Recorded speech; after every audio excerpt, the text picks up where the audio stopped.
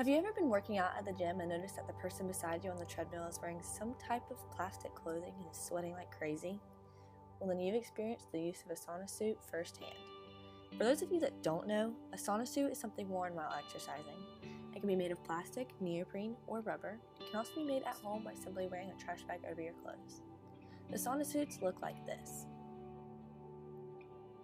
The cost ranges anywhere from $10 to $90. Some celebrities like Bradley Cooper and Britney Spears are even advertised as wearing the sauna suits. The purpose is to keep a person's heat from escaping their body, which then causes the body to excessively sweat. This leads to the dropping of weight. We will further explain this in our analysis. The controversy over the use of sauna suits comes from looking at the benefits over the dangers. The sauna suits are good because yes, they provide a fast way to drop a few pounds, which is in high demand in today's do-it-fast, do-it-now society. Some athletes even use them in their respective sports to help them make a weight cut. But we have found that these suits, whether bought or made on your own, have some pretty serious health risks, such as dehydration, overheating of the body, and heat stroke, and in some extreme cases, death. Because of the risks that are involved with the use of this product, we are against the use of sauna suits. To take a deeper look into sauna suits, we want to start by explaining more thoroughly what exactly happens to your body when using one.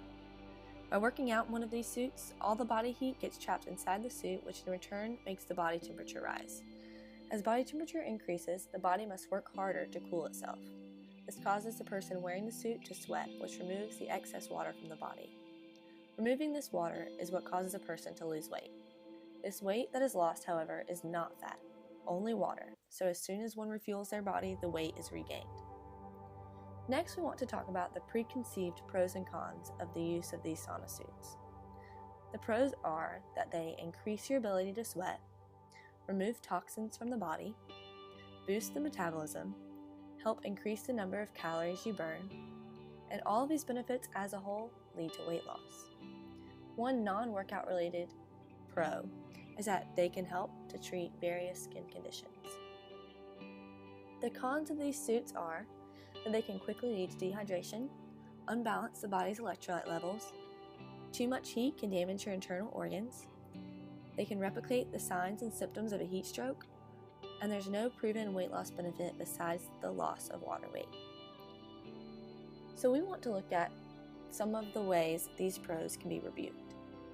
First off, Dr. D. A. Glasser, Vice Chairman and Professor of the Department of Dermatology at St. Louis University and a founding member of the International Hyperhidrosis Society, has commented frequently on the many misconceptions associated with sweating.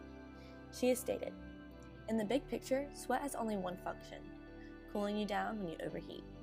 Sweating for the sake of sweating has no other benefits, and sweating heavily is not going to release a lot of toxins.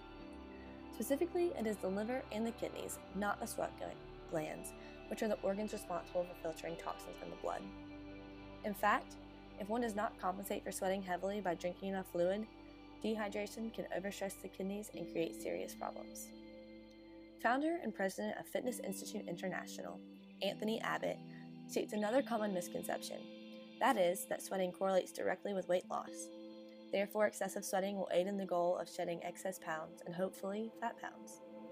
He says that as himself and all other fitness professionals know, all weight loss from sweating is only temporary water loss that will be replaced after eating and drinking. This goes along with the misconception that you will burn more calories if you work out in a sauna suit. Again, the fitness professional recognizes that such activity serves no real purpose and, in fact, can become counterproductive. In reality, when the body overheats because of excessive clothing, individuals may decrease the intensity of exercise as they feel too overheated, and thereby will decrease caloric expenditure. Again, Anthony Abbott stresses the very serious concern of the use of sauna suits or rubberized suits during exercise. To the average person, the anticipated benefit of the sauna suit is that it will trap body heat and thereby raise the body temperature and thus cause the body to sweat profusely, which in turn leads to weight loss. This again is a giant and possibly dangerous misconception. The heated environment coupled with dehydration can cause a cascade of potentially harmful effects, including rhabdomyolysis, kidney failure, splenic infarct, compartment syndrome, or death. These risks become even more serious and likely for those that carry the sickle cell trait.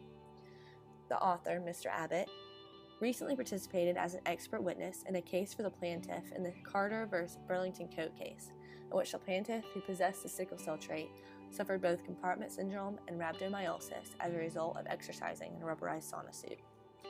In addition to the previously mentioned dangers, there is a possibility that muscle injury or rhabdomyolysis can lead to electrolyte abnormalities such as hyperkalemia, which can potentially lead to cardiac arrest. Other possible effect is the development of disseminated intravascular coagulation.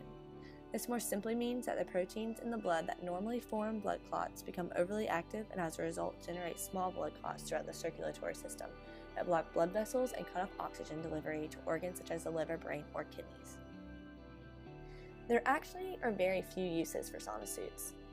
The only pro that still stands is the use of sauna suits to help treat various skin diseases such as psoriasis. For those with this condition, their itching can be relieved by the use of ointments and by keeping the skin moist during inactive times. You can keep the skin moist by using a sauna suit. The NCAA, or National Collegiate Athletic Association, has banned the use of sauna suits after a few of their very own students passed away from the use of these dangerous products while trying to drop a few pounds. We wanted to end with scientific evidence of what sauna suits cause your body to do. A study was conducted in 2014 that was described as a thermal stress treadmill walk for clinical evaluation of candidates for hazardous materials duty. It was conducted by Lawrence W. Raymond, who is associated with Departments of Family Medicine, Carolina's healthcare system, and University of North Carolina at Chapel Hill, and Thomas A. Behringer, who is associated with Novant Heart and Wellness and Novant Health Presbyterian Medical Center. There were 93 subjects who were current and potential candidates for hazmat work that underwent Bruce Protocol treadmill electrocardiography, or BPTE testing. A subgroup of 35 experimental subjects from the original 93 subjects were selected and underwent the TSTW, or thermal stress treadmill walk. It was conducted to help evaluate someone who may be a candidate for hazmat, or hazardous materials duty, since those working in this field must be able to handle a certain amount of stress from heat. Although the study doesn't show the dangers of the use of sauna suits like we've been talking about, because it was a highly controlled experiment, it does help to further explain the effect of the use of sauna suits on the body. During this test, the 35 individuals were expected to complete a 45-minute thermal stress treadmill walk. During the TSTW, their body temperatures and heart rates were recorded. The only thing changed among the individuals from BPTE testing to the TSTW testing was the adding of the sauna suit in the TSTW testing.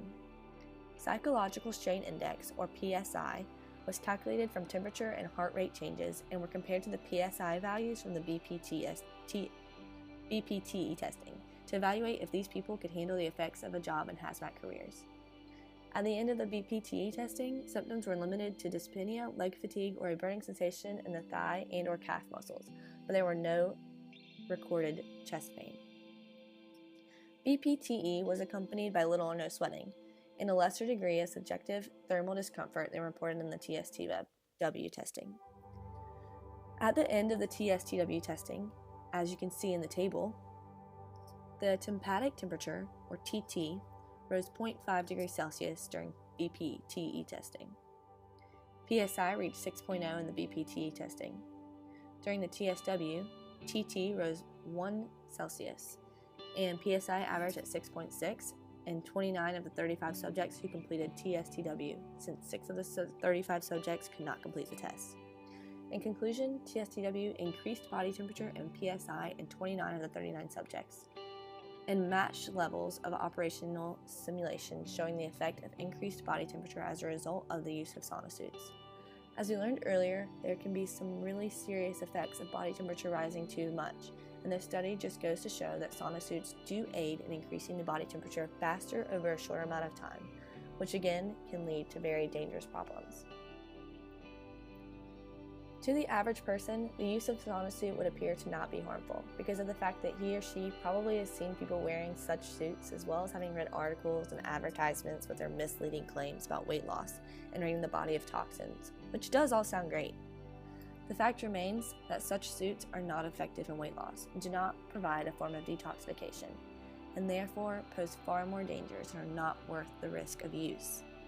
Meeting ACSM's exercise standards of engaging in at least 150 minutes of moderate intensity exercise each week and maintaining a healthy diet are what we recommend to meet your fitness goals.